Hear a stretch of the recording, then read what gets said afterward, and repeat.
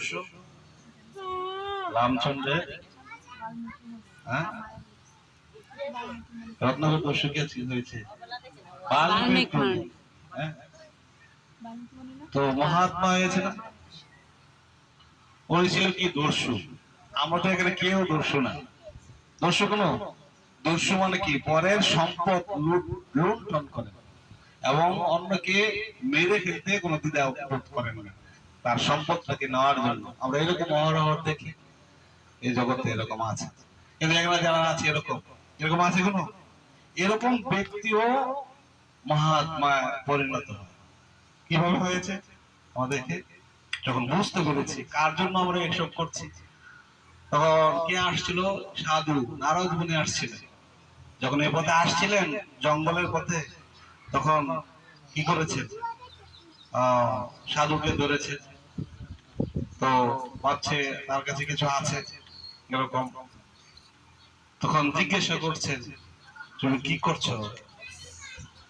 তখন সে বলছে সেটা তার কর্ম, সেগুলো করে সে নির্বাহ করে, তার স্ত্রী পুত্র দেশ লালন পালন করে। তো নারদ মুনি বলল তাদের জন্য করছো, তোমার সেসব কি হচ্ছে?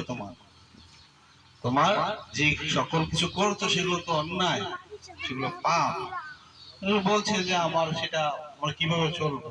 তাকে আমরা কার জন্য করছো? আমার সংসারের জন্য করছি, আমার স্ত্রীর জন্য, পুত্রের জন্য। তুমি যে সকল কিছু পাপ করছো, তোমার সেই পাপের ভাগী কি তারা হবে? বলছেন কেন হবে না? কেন হবে?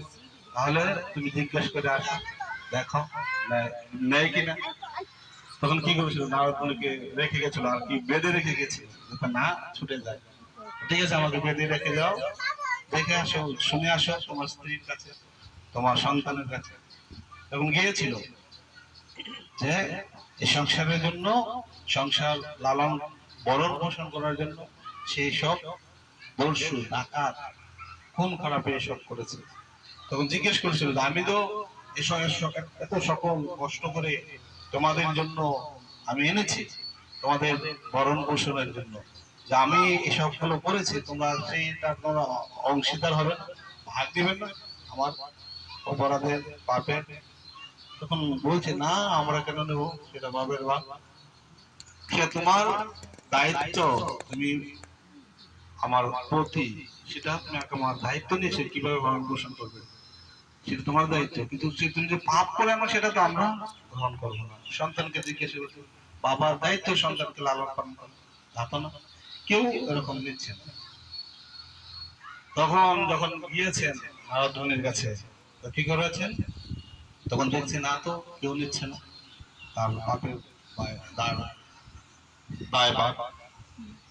তখন বুঝতে, তখন যখন নারদ মুনি বোঝালো, দেখো তুমি কার জন্য করছো, কেউ তোমাকে নিচ্ছেন, তো কেন এসব মানুষকে কষ্ট